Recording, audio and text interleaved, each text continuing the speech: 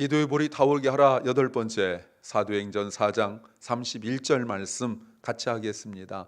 빌개를 다함에 모인 곳이 진동하더니 무리가 다 성령이 충만하여 담대히 하나님의 말씀을 전하니라. 아멘. 아멘.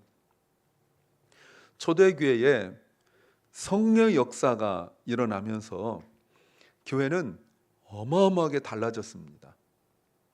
성령 받기 이전과 성령 받고 난 이후에 그 모습은 어느 것 하나 같은 곳이라고는 하나도 찾을 수 없는 그런 변화들이 일어났어요. 베드로의 설교에 3,000명이 몰려오기도 하고, 그리고 많은 기적이 일어나고 많은 이적이 일어나고 이랬습니다. 매일 모여서 서로 떡을 떼고 또 말씀을 배우고 사도들의 가르침을 받고 또 집에 가서는 찬양하고 하는 일들이 계속 되어졌어요.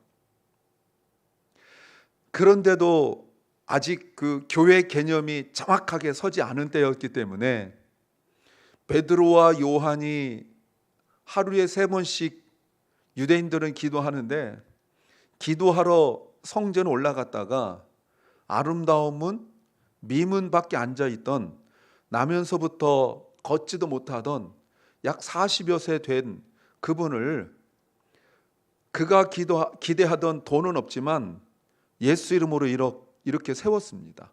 어마어마한 일들이 일어났죠. 그것 때문에 그냥 그렇게 성전에 몸이 건조하게 멍하게 앉아있던 그 사람들이 걷고 뛰고 찬양하는 그 사람을 보면서 우르르 따라 나와가지고 베드로와 요한에게 찾아왔어요. 그때 솔로몬 행각이라는 곳에서 베드로와 요한이 있다가 찾아온 사람들을 향하여 설교를 했는데 하루에 5,000명이 변화되는 어마어마한 역사가 일어났습니다. 근데 이 모습을 본 예수님을 죽였던 종교 지도자들이 베드로와 요한을 감옥에 넣었다가 그 다음 날 꺼내고, 그리고 법정에 세운 다음에 여러 가지 말로 해도 이 두 사람이 들으려 하질 않습니다. 왜냐하면 성령 받기 이전이 아니라 이후였거든요. 성령 받기 이전에 베드로는 우리가 아는 것처럼 대제사장의 집들에 예수님 잡혔을 때 가서 거기 있는 여종의 말을 듣고 난 예수님 모른다라고 3번이나 부인했던 그 베드로가 성령 받고 난 이후에 그 어마어마한 무시무시한 법정에서 전혀 구람이 없이 오히려 담대하게 그들에게 자신의 믿음을 증거했습니다. 그래서 그들이 했던 것이 무엇이었냐면, 베드로 요한에게 제가 여러 차례 말씀을 드렸지만, 너 믿는 건 괜찮지만 다른 사람들에게 이 이름을 말하지도 마라. 너 믿는 건 괜찮지만 복음은 전하지 마라. 예수 전하지 마라. 그만 아니겠어요? 전도하지 마라. 근데 이 말을 듣고 풀려난 베드로와 요한이 어떻게 했는가? 사실 이 상황 속에서 대부분 할 수 있는 일들이 무서워서 피하여 도망가거나, 아니면 소나기 내릴 때 잠시 피해서 지금은 조금 잠잠히 있다가 나중에 시간이 지나서 그때 또 하면 되지라고 생각할 수 있는데, 오늘 베드로와 요한이 보여준 모습에서 3가지가 아주 주목할 만합니다. 첫 번째는 교회예요. 베드로와 요한이 다른 곳에 가지 않고 교회로 왔어요. 예전에 베드로는 주님이 부활하심을 보고도 고기 잡으러 갔던 베드로입니다. 원래 직업으로 돌아갔던 베드로예요. 그런데 이번에 베드로는 다른 곳에 가지도 않고 교회로 왔다는 거예요. 여러분, 이게 너무나 당연한 이야기 같지만 너무너무 중요한 이야기예요. 되게 고난이 있고 어려움이 생기면 엉뚱한 데로 갑니다. 때로는 신앙인으로서 그리스도인으로 하지 말아야 될 행동들을 하기도 합니다. 어떤 때는 너무 낙심하여 절망하기도 합니다. 생각지도 못한 공격을 받거나 어려움을 당하면 더더욱 그 속에서 헤어나질 못합니다. 깊은 웅덩이에 빠져서 허우적대는 것처럼 아무것도 하지 못합니다. 그런데 베드로와 요한은 바로 교회로 왔어요. 우리 그리스도인들의 변화의 시작은 여기입니다. 물리적으로 육체적으로 교회에 오는 것은 매우 중요한 선택이고 결정이에요. 그리고 베드로와 요한이 보여준 두 번째 모습이 고백이에요. 자랑이 아닙니다. 그 조그만 자랑이 아니에요. 저는 이 정도까지는 아니더라도 군대에 있을 때 사령부 전체에서 처음으로 신회를 만들고 우리가 3교대를 돌고 때로는 2교대 막교대로 하는데 계속 근무를 나가기 때문에 주일날 교회를 갈 수가 없는 경우가 많아요. 그래서 우리가 만든 것이 토요일날 신회를 만들었습니다. 근데 그때 가지 말라고 그랬어요. 그때 중사인분이 그때 그 당직을 했는데 가지 말라고 그랬습니다. 제가 그때 상병이었는데 끌고 갔죠. 병장들한테 걱정하지 마세요. 끌고 갔죠. 갔다 왔더니 제가 그거 얼마나 울고 먹고 있는지 아십니까? 그때가 84년도인가 그랬는데 지금 여러분 40년 지금도 계속 울고 먹고 있잖아요. 베드로 요한은 저보다 더한 일을 겪었습니다. 근데 와서 얼마나 내가 당당했는지 막 이런 얘기 안 하고요. 있었던 일을 다 과장하거나 부풀리거나 해석하거나 하지 않고 있는 그대로 얘기해요. 이게 뭐라고 말하냐면 간증이라고, 테스트머니 간증이라고 할 수도 있지만 저는 고백이라고 말하고 싶어요. 그리고 난 이후에 일어난 일이 세 번째가 함께 기도예요. 그리고 난 이후에 교회 와서 고백 또는 간증하고, 그리고 사람들이 뭐 부럽다 하든 등 바보 같다 하는 등 이런 평가하지 않고 뭐 하냐면 함께 기도했어요. 그랬더니 31절 오늘 본문이죠. 그들이 after they prayed, 그들이 기도를 마치자 그들이 모여있던 그 장소, the place가 어디입니까? 교회죠. 교회가 진동하고 쉐이크네요. 지진 나듯이 진동했어요. 그때 모두 성령으로 충만하여 하나님의 말씀을 담대하게 전했다라고 말합니다. 베드로와 요한은 위축되거나 겁내거나 낙심하지 않고 또는 피하지 않고 모두 교회에 왔고 그리고 함께 기도했어요. 그때 일어난 변화가 31절이에요. 여러분, 여기서 성령이 충만했다는 이 단어가 앞에서 단 한 번 쓰이는데 그게 언제냐면 2장 1절부터 성령의 강림의 그 역사, 그리고 두 번째가 바로 여기 똑같은 일이 일어났어요. 여러분, 기도 내용이 이 고난에서 벗어나게 해주세요 라든가 하나님 왜 이런 일이 우리에게 일어날 수 있습니까? 우리가 지금까지 얼마나 수고하고 애썼는데요, 이러면 큰일 납니다 라든가 뭐 자기들이 낙심했다든가 아니면 힘들다든가 그런 어떤 해석된 기도를 하지 않았어요. 여러분, 굉장히 중요한 얘기 지금 하고 있는 거예요. 대부분 우리는 해석된 것을 기도를 해요. 자기 감정과 기분을 얘기해요. 이런 일이 있습니다 라고 팩트, 그 사실, 육하 원칙으로 OWLH 있잖아요. 그걸로 기도하지 않고 하나님 내가 이래서 기분 나빠요, 하나님 이래서 내가 낙심했어요, 하나님 이래서 내가 슬퍼요 라고 하고 자기 이야기를 자꾸 한단 말이에요. 그런데 베드로와 요한과 함께 기도했던 사람들은 그렇게 하지 않고 그들이 했던 말들을 가지고 그대로 전했어요.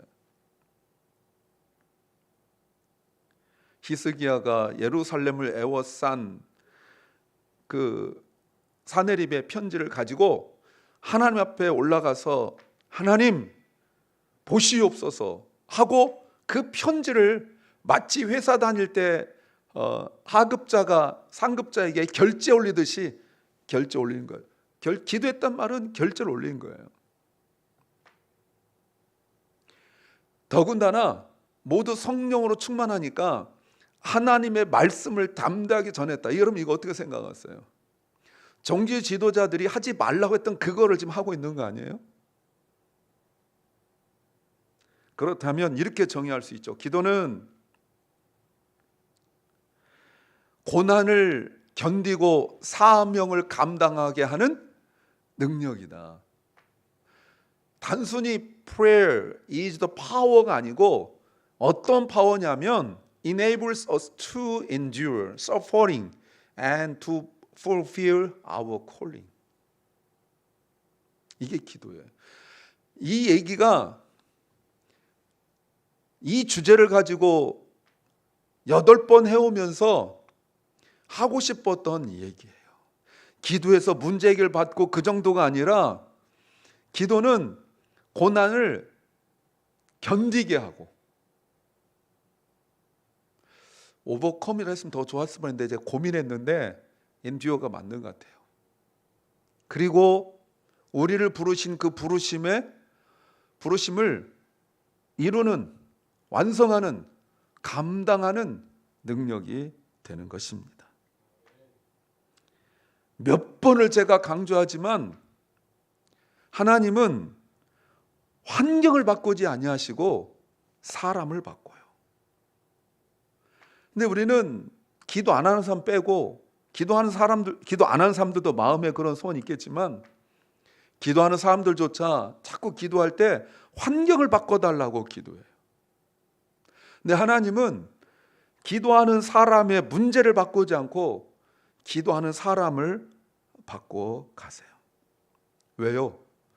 그래야 봉사할 수 있고 그래야 예배할 수 있고 그래야 하나님을 섬길 수 있기 때문에 그래요.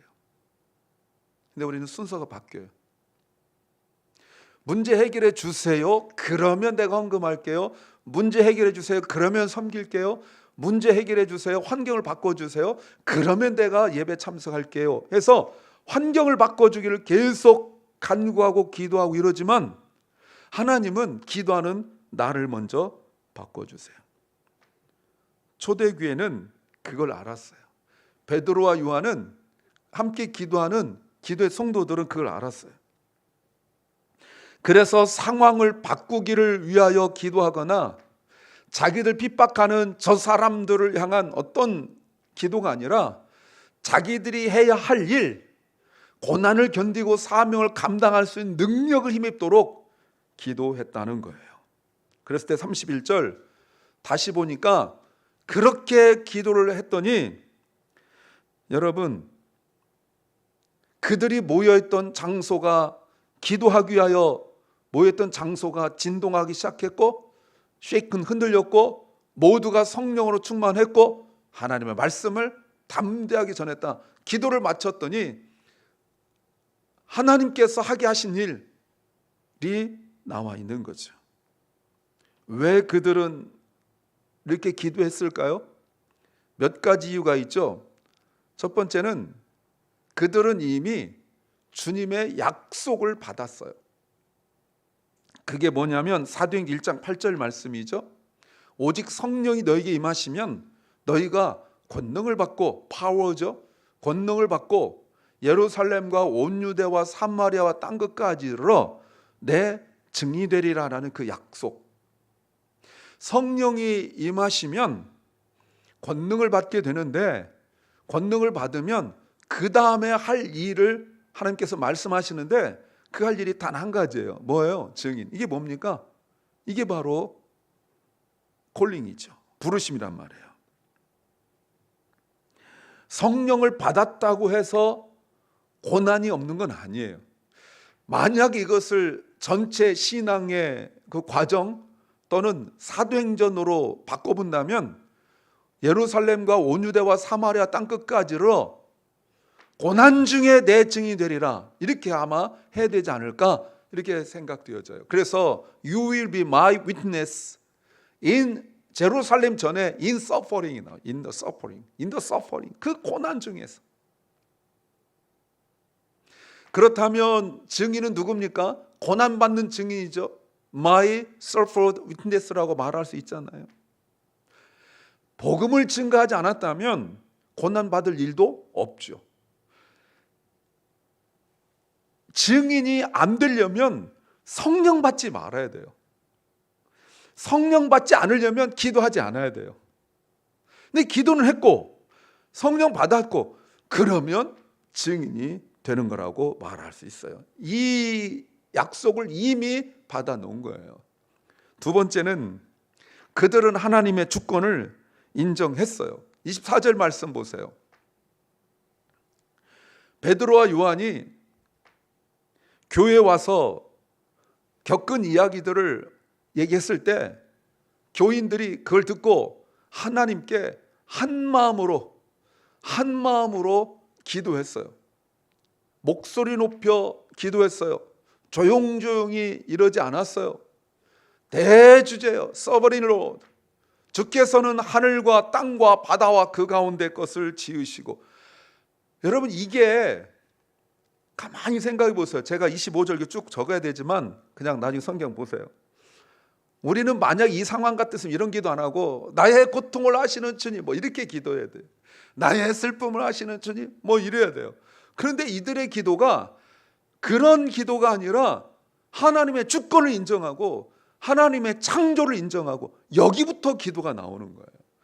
이런 거를 믿음 없는 사람들이 이런 기도 내용 보면 이게 도대체 무슨 기도야? 지금 내가 이렇게 힘들고 아픈데, 내가 고통스러운데 나와 무슨 상관이 있어? 자꾸 자기와 자기와 관계를 찾고 있는데, 믿음으로 회복된 사람들의 기도를 보면 나와의 관계가 아니라 하나님이 누구신가, 하나님 어떤 분이신가에 대하여 초점이 맞춰져 있는 거 아니겠어요? 출애굽기 3장에서 모세가 하나님께서 내가 너에게 맡길 일이 있다라고 말할 때 모세가 자꾸 자기 자신만 바라봐요. 자기 자신만. 나는 힘이 없고 뭐 말할 줄도 모르고 뭐 자신 없게 낙심한 모습만 자꾸 이야기해요. 그랬던 모세가 나중에 하나님만 바라보잖아요. 광야에 있던 이스라엘 백성들이 먹을 거 바라보고 또 애굽 바라보고 뭐 계속 이럴 때 모세가 애굽 바라보지 않습니다. 더 평안했던 삶을 바라보지 않습니다. 주님만 바라봐요. 그 모세의 기도 여러분 기억나십니까? 시편 90편에서 그런 얘기를 해요. 사람이 70, 강건해도 80인데 그 삶은 수고와 슬픔뿐이라고. 이게 말이 되냐고요. 자기는 120살까지 살았으면서. 80이 뭡니까? 하나님이 자기를 부르셨을 때 나이잖아요. 그때는 정말 평안했죠. 약만 치면 되니까. 그런데 하나님 없이 살았던 인생이에요. 하나님께서 콜링, 자기를 부르셔서 이런 귀한 직분, 하나님의 프로미스, 약속을 이루는 그 어마어마한 일들을 나에게 맡기셨을 때 길이 쫙 열리고 사막에 길이 나고 사막에 강이 흐르고 이렇게 하지 않으셨어요. 그 광야를 똑같이 가지만 모세는 하나님 없이 살았던 그 80년의 인생이 아침 햇살에 녹아져 버리는 이슬 같다고 분명히 고백하고 있잖아요. 모세가 그 어려운 일을 많이 겪을 때 계속 하나님을 바라보는 거예요. 오늘 하나님의 주권을 인정한 이들의 기도를 우리가 보셔야 돼요. 세 번째는 그들은 세상의 판단보다 하나님의 부르심이 더 큰 현실인 것을 A greater reality라는 것을 알았어요. 여러분 굉장히 중요한 얘기하고 있어요. 저기다 빨간색 딱 썼어야 되는데 더 큰 현실. 여러분 세상의 판단, 우리가 너는 이래 너는 저래 라는 말을 들을 때 기분 나쁠 수도 있고 정말 신앙생활에 어떤 그 반대는 어게인스트한 말을 이렇게 들었을 때 막 힘들고 위축되고 이럴 수 있어요. 그런데 그거는 물론 현실이에요. 근데 그것보다 더 큰 그레이터 리얼리티가 있는데 그 뭐냐, 하나님 부르심이에요. 여러분, 하나님의 부르심에 순종하고 간다는 것은 부르심이 없는 사람들은 이해할 수 없는 그런 일들을 겪어 나가는 거예요. 그거는 진짜 현실이에요. 도망할 수도 없고 피할 수도 없고 그만둘 수도 없고 이런 거예요. 그래서 제 주변에 있는 목사님들 이렇게 가까이 지내는, 제가 생각할 때 신실하다고 생각했던 그 목사님들 보면 오로지 한 가지 기도는 제목밖에 없어요. 빨리 그만두고 싶다. 내 스스로는 그만두지 못하고 이 부르심의 사명이 너무 크고 너무 힘드니까 그냥 이 직분을 빨리 내려놓고 싶다.